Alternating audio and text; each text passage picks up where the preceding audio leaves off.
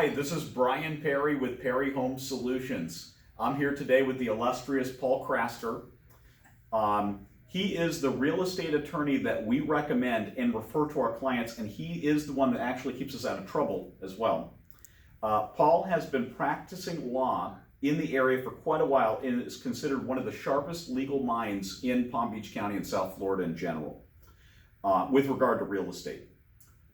He is the founder of the law offices of Paul Krasker and practices in the area of real property, business, and general corporate law. Did I miss anything, Paul? Probate administration as well. Okay, yeah, that's really important. Thanks. So, Paul, thank you for joining me today. Much appreciated. We want to provide value to our sphere of people, and one of the things that I want to do is introduce you guys to Paul because he is our go-to guy, and there's a couple of really important questions I wanted to ask. But number one, Paul, I was just want to get a little history on you. How did you get into the real estate side of, law or in your practice there? Sure. My family has been real estate investors up in the Boston area for 40 years. My dad was a real estate attorney in the Boston area, so I sort of grew up understanding what closings were and what deed transfers were, easements and things of that nature. So it was second nature when I came down here and started my practice. And I've been here since '91 practicing in Palm Beach County. Wow, since 1991. Yeah. Okay. And in real estate the whole time? The real estate side of the law? Yeah, I don't think you can really be a good real estate attorney without knowing some corporate law Sure. and probate. So I've expanded my practice into those areas over the years, but at my core, I would consider myself a real estate attorney. Me too. That's what I consider. So we have an affiliation through Performance Title and Escrow. They're awesome, by the way.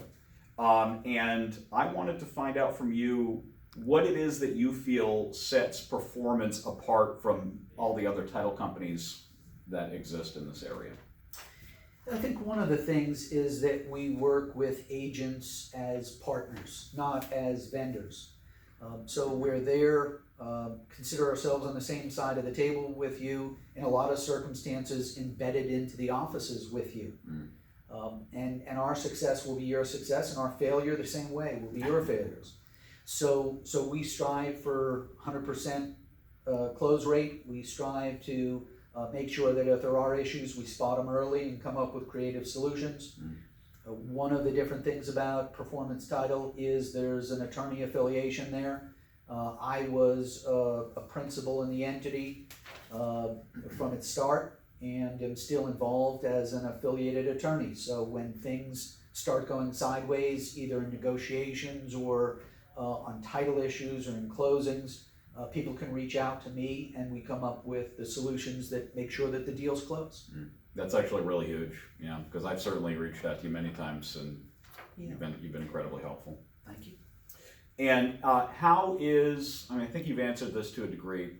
How is this all a benefit for our clients specifically? Like, interacting with Performance Title, I certainly see the benefit. How can we articulate that to the people that we're working with when they're, I don't know, there's just a million title companies out there. How can we articulate that value to them? Sure. And everybody's instinct is to pitch on price. People come to you and want you to take 0.5% off your commission to get their deal, and they miss the fact that you're going to sell it at a higher price than other people are going to sell it because you have an expertise in marketing. And the same thing with our title company. You miss it if you negotiate on price and you go to try to find the cheapest person. I'm not saying they'll miss a lien. I'm not saying that they'll forget to order a survey. I'm not saying that they'll not get a bank package put together on time or not fill out the closing disclosure the right way. But you've been in enough closings to know that you ruin people's lives when they're expecting to close on a Friday and you can't close for 3 weeks after that because nobody looked at the title commitment to know that there was a probate that needed to be opened or that there was a lien that needed to be resolved.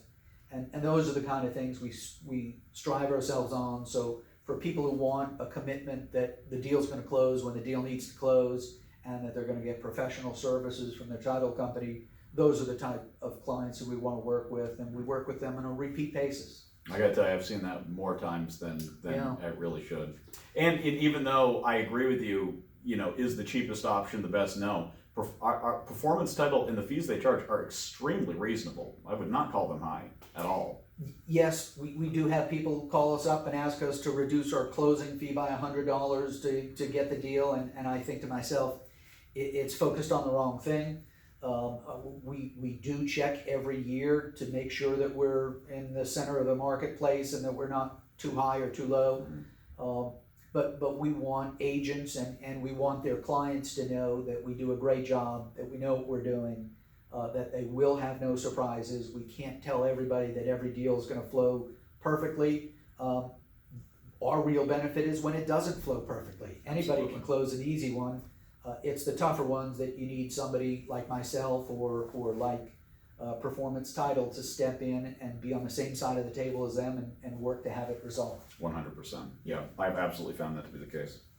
From your legal perspective, what is the most important thing that buyers and sellers should know about the real estate transaction process? Boy, I think it's that they need to take their time and do things right. If it's a seller, that means knowing in advance if there are open permits, if there are lien issues, if they have judgments. We've had sellers that 2 weeks before closing are finding out they have IRS liens on the property. So to call the city and make sure there are no open permits, to make sure there are no violations with the HOA, to do all that up front. And the buyer's the same thing. During the inspection period, do all that due diligence that you want. If you're buying in a community, understand what the club rules are, understand the rules and regulations. If you have 3 dogs and the community only allows 2 dogs, it's a heck of a time to find out 2 days before closing when your money's hard after the inspection period. And those are some of the issues we've seen. So it's the diligence going into the transaction, and those are the things that make the biggest. That's a big deal. We were just talking about that. And I know you also do, when we do a lot of that due diligence up front for our clients at Perry Home Solutions. And I also know that you offer representation for buyers and sellers to thoroughly assess all of those pitfalls that exist as well, right? If somebody wanted to avail themselves. So the seller representation is really questions that come out of the performance title work that they're doing. If there's a question, I'm here, I'm available to answer the question. I don't charge a legal fee unless it's going to be a substantial time allocation. On the buyer rep side, there are a lot of times where there are questions where they just don't understand what's going on in a particular situation and they need an attorney to step in and do an evaluation. But really for $750, I do a contract review, I do a title review, I do closing doc review, closing statement review, survey review. So for a lot of those things that you're legally not allowed to advise people on, correct. Hey, this survey, what's that line? Is this an encroachment? Is my neighbor's fence really 1.5 feet into my property? What do we do? Those are all times where it's helpful to have a real estate attorney who can write a letter to the seller and say, this is an encroachment. You need to have your next door neighbor relocate their fence back onto their property line.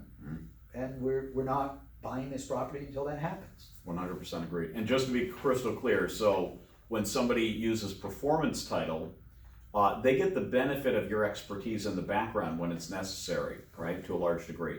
And, of course, if somebody out there unfortunately did not choose to work with performance title, maybe not a great decision, but that's certainly their decision, they could still hire you to represent them and just check everything, particularly on the buyer side where maybe the seller might choose the title company and you might want somebody in your corner just to make sure that everything's good and there's no pitfalls that you're missing there, right?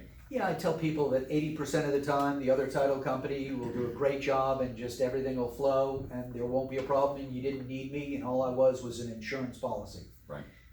20% of the time I find something that would have been a real pain for you 10 years down the line when you were looking to sell the property and would have cost you a few $1,000s. There's a lot of that nowadays. We were just talking about that too. Yep, permits, violations, all those kind of things. If you find them, you want to resolve them before you're closing, as opposed to 10 years later. Absolutely.